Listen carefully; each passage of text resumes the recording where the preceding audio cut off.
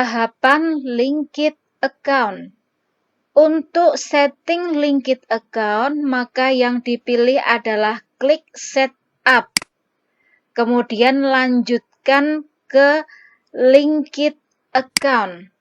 Linked account terdapat 4 linked. Yang pertama adalah account and banking account, kedua sales account, ketiga purchase account, dan keempat adalah payroll account. Kita mulai dari account and banking account.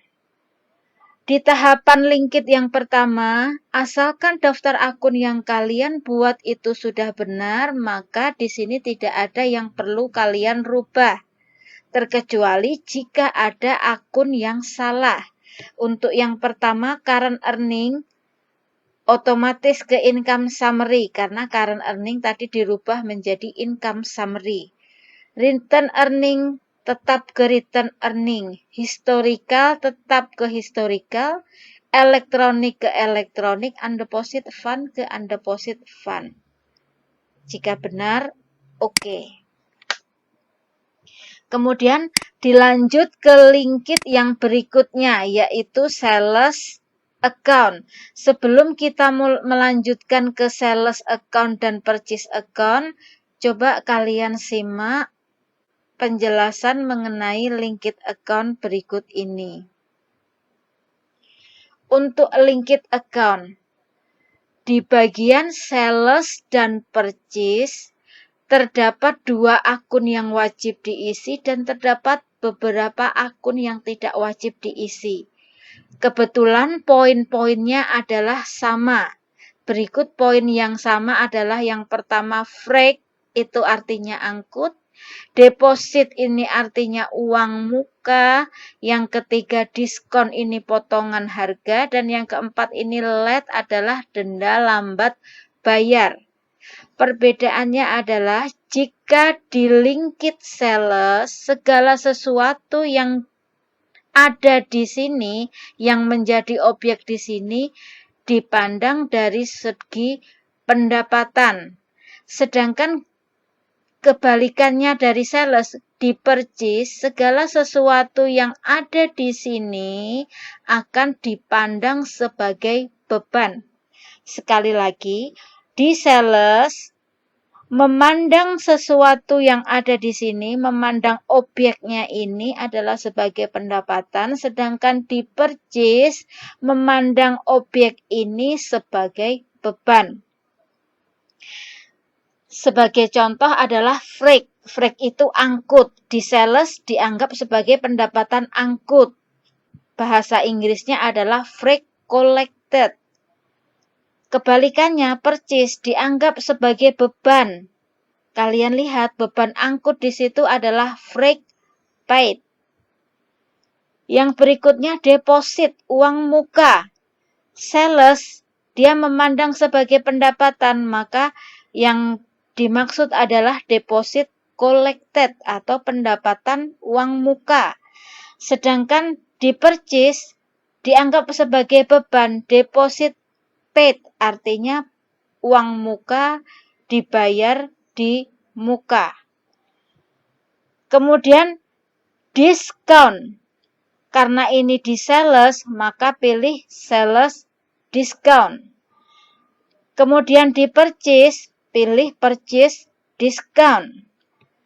Yang terakhir adalah late, artinya denda lambat bayar. Di sales dianggap sebagai pendapatan denda, maka pilih late fees collected. Sedangkan di purchase dianggap sebagai beban, maka late fees expense. Kalian perhatikan di sini untuk yang di sales, di belakangnya adalah yang collected.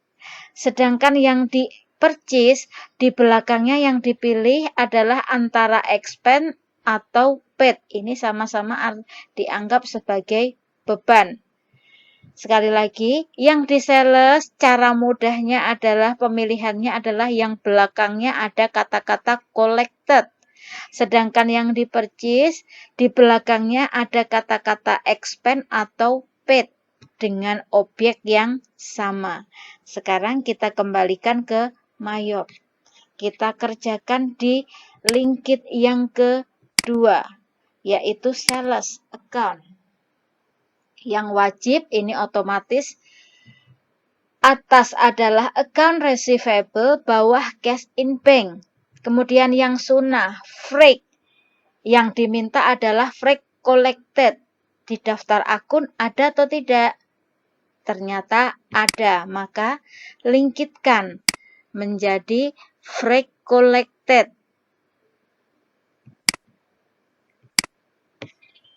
Kemudian yang kedua adalah deposit.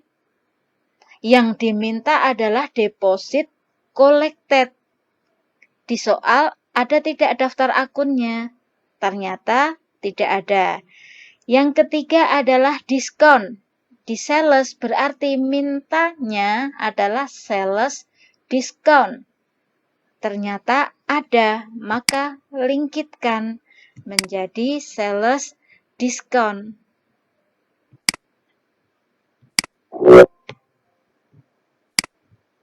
Kemudian yang terakhir adalah late, pendapatan denda yang diminta atau late fees collected.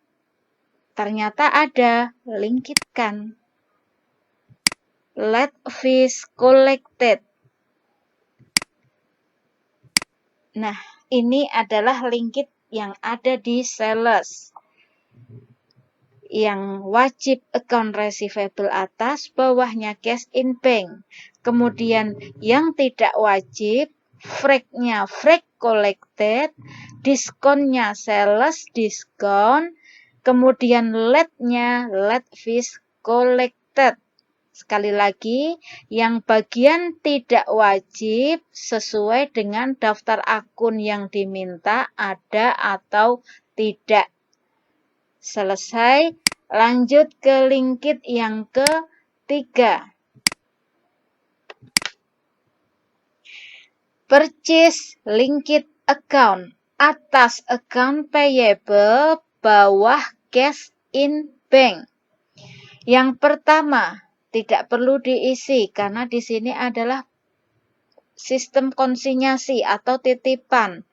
Tidak ada. Kemudian yang berikutnya adalah freight. Karena ini di-purchase mintanya beban angkut. Berarti freight paid. Ada atau tidak? Ternyata ada. Lingkitkan ke freight paid. Kemudian yang kedua deposit paid. Yang diminta adalah deposit paid. Kebetulan daftar akun tersebut tidak ada di soal, maka tidak perlu dilingkitkan. Yang berikutnya adalah diskon. Karena ini di-purchase, maka yang diminta adalah purchase diskon. Ternyata ada, maka lingkitkan ke purchase diskon. Terakhir adalah late. Denda lambat bayar. Yang diminta adalah beban denda atau late fees expense. Ada atau tidak? Ternyata ada. Maka lingkitkan. Cari late fees collected. Late fees expense. Mohon maaf. Nah, ini adalah lingkit dari purchase. Atas account payable, bawah cash in bank untuk yang wajib. Yang tidak wajib, yang pertama tidak ada, yang kedua freight diisi freight paid. Deposit paid tidak ada, diskon diisi purchase discount. Late diisi late fees expense. Selesai, oke. Lanjut ke lingkit yang terakhir. Cukup isi yang kosong saja. Bank account for cash payment. Akun kas untuk menampung pengeluaran kas secara tunai.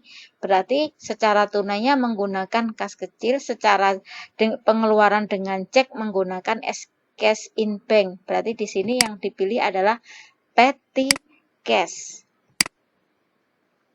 Ini aja yang diisi, selesai. Berarti lingkit account Selesai. Silahkan mencoba. Tahapan setting kode pajak. Untuk setting kode pajak, kalian klik list, pilih teks kode. Setelah muncul teks kode list di sini, kalian perhatikan terdapat banyak kode pajak. Supaya memudahkan dan tidak terlalu banyak pajak-pajak yang tidak kita perlukan, maka kita hapusi semuanya, sisakan GST dan NT. Untuk menghapus kode pajak, tidak perlu kalian buka anak panah di sini. Cukup kalian sorot akun tersebut, kemudian klik kanan, delete. Klik kanan, delete. Klik kanan, delete. Sampai sisa GST dan NT.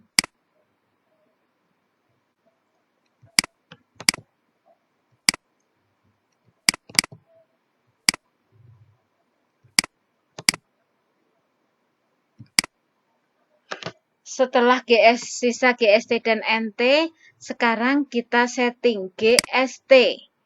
Teks kodenya GST rubah menjadi PPN. Description-nya kalian ganti menjadi pajak pertambahan nilai. Tarifnya tetap 10.000, tipenya juga tetap Good Service Tax, hanya singkatannya diganti PPN dan keterangan pajak pertambahan nilai.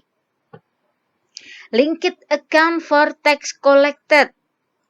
Pajak yang kita terima berarti PPN keluaran. Isikan PPN outcome. Linked account for tax paid. Linked akun untuk pajak yang kita bayar. Yang kita bayar adalah PPN masukan. Maka pilih PPN income. Sekali lagi, untuk linkednya atas PPN outcome, bawah PPN income. Jika sudah, oke. Lanjut ke NT. Di sini description-nya not reportable.